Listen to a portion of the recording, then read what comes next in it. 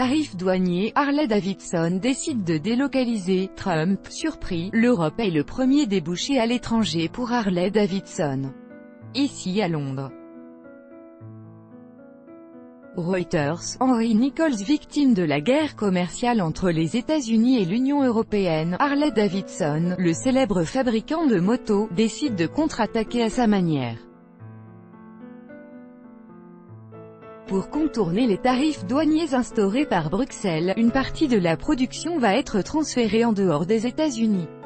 Une question de survie.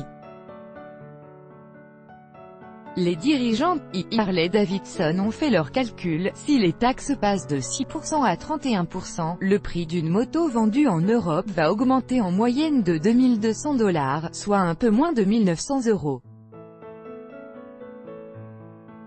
Une hausse énorme même pour les inconditionnels de cette marque mythique, sachant que le vieux continent est le premier débouché à l'étranger pour le constructeur basé dans le Wisconsin. D'après Harley, la société créée il y a 115 ans et qui a survécu à toutes les crises pourrait perdre jusqu'à 100 millions de $ dans l'année.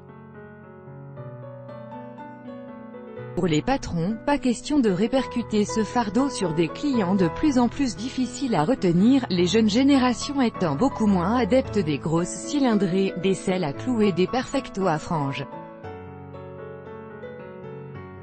L'idée est donc de produire ailleurs dans le monde, ce qui nécessitera forcément un investissement important, et du temps.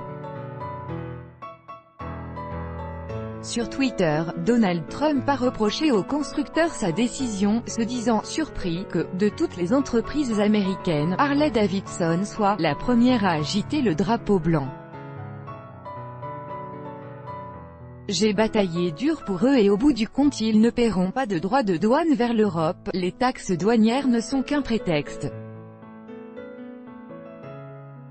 Soyez patient, a affirmé le président américain, surprised that Harley-Davidson, of all companies, would be the first to wave the white flag. If it hard for them and ultimately they will not pay tariffs selling into the EU, which has hurt us badly on trade, down 151 billions de $. Taxes just a Harley excuse, be patient.